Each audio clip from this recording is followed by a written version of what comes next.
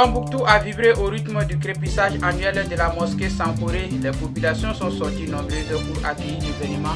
Les détails à suivre au cours de cette édition. Audience à la présidence, le général d'armée Assimi Goïta a reçu en audience son excellence le nouvel ambassadeur du Mali auprès de la République des Arabes d'Égypte. Les détails à suivre au cours de cette édition. C'était là les titres. Bonjour, bonsoir mesdames et messieurs, selon l'endroit où vous êtes, content pour moi de vous retrouver. Bienvenue à cette session d'information. Nous sommes mardi 25 novembre 2025, comme annoncé dans les sommaires. Ce dimanche 23 novembre 2025, la cité mystérieuse de Tombouctou a vibré au rythme du crépissage annuel de la mosquée Sankoré. Cette tradition séculaire qui mobilise chaque année la population autour de la préservation de ce joyau architectural s'est déroulée en présence d'une importante délégation nationale du ministère de l'Artisanat, de la Culture, de l'Industrie hôtelière et du Tourisme. La délégation était conduite par M. Alamouta Danyoko, directeur national de l'action culturelle représentant le ministère Mahmoud Daffé. Suivons l'élément pour plus de précision. Le crépissage de la mosquée Sankoré n'est pas simplement un acte de restauration. Il s'agit d'un événement majeur à la fois culturel, communautaire et spirituel. Réalisé par la corporation des maçons traditionnels, ces rituels constituent à appliquer une nouvelle couche d'enduit en banco pour consolider les parois de l'édifice. L'opération est généralement effectuée avant l'hivernage afin de protéger le bâtiment des intempéries.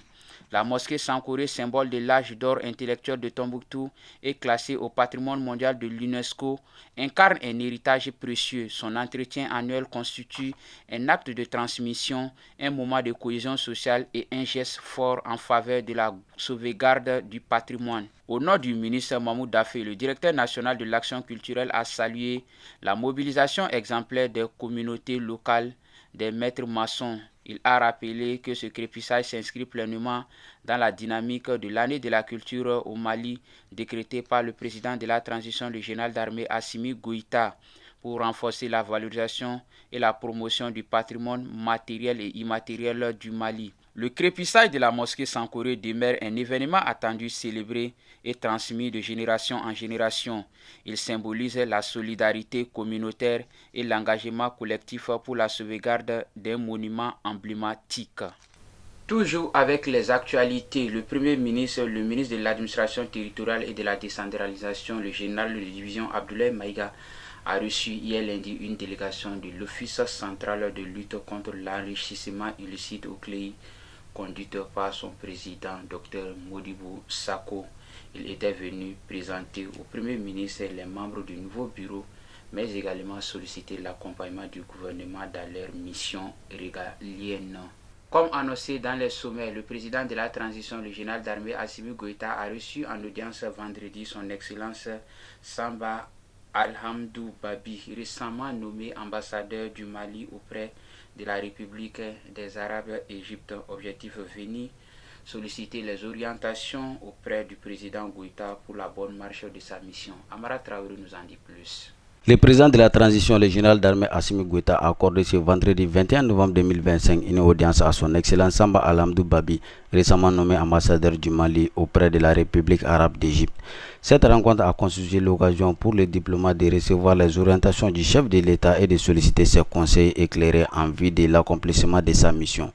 Au cours de cette audience, le nouvel ambassadeur a reçu les plus hautes instructions relatives à sa feuille de route.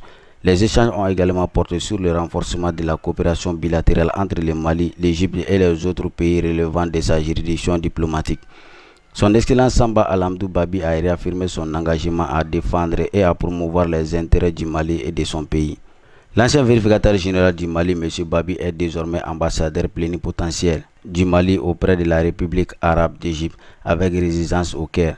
Sa compétence diplomatique s'étend également à plusieurs d'autres pays de la région, notamment le Liban, l'Irak, la Syrie, le Soudan et la Jordanie.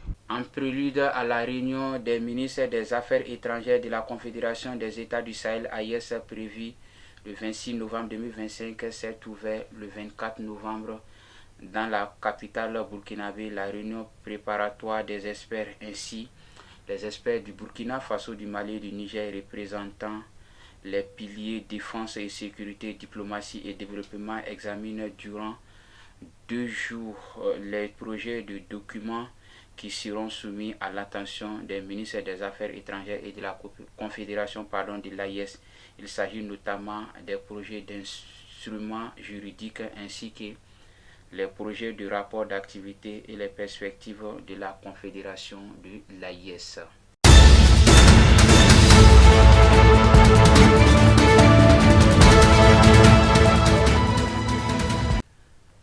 Chers téléspectateurs, nous restons toujours avec les actualités, cette fois-ci hors de nos frontières. Au Nigeria, 50 élèves ont échappé à leurs ravisseurs parmi les plus de 300 kidnappés ces derniers jours dans le centre-nord du pays.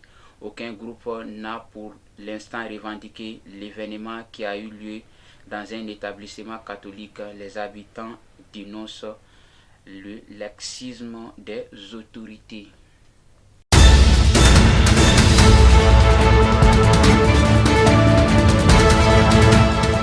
En Guinée, des tensions persistent autour de la proclamation des résultats de la présidentielle à l'issue du scrutin de ce week-end. Le candidat indépendant Fernando Dias et le camp du président sortant Umaru Sissoco Embalo revendiquent chacun la victoire, alors que la commission électorale appelle à la patience et met en garde contre toute annonce prématurée. Fernando Dias, principal adversaire du président sortant, a salué la mobilisation des électeurs, la qualifiante de démonstration de la volonté de changement, tout en dénonçant de possibles tentatives d'interférence dans le comptage des votes. Il bénéficie du soutien de l'ancien Premier ministre Domingo Simão Pereira, disqualifié cette année pour dépôt tardif de sa candidature.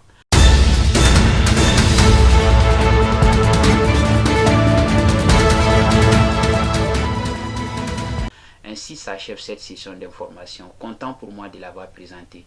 Bonne suite de programme sur Kenya TV. Vous qui nous suivez à Mamasoni, à Keletigla, à Waerma, à nos téléspectateurs de Kaï et Kadjolo, qu'Allah bénisse le Mali.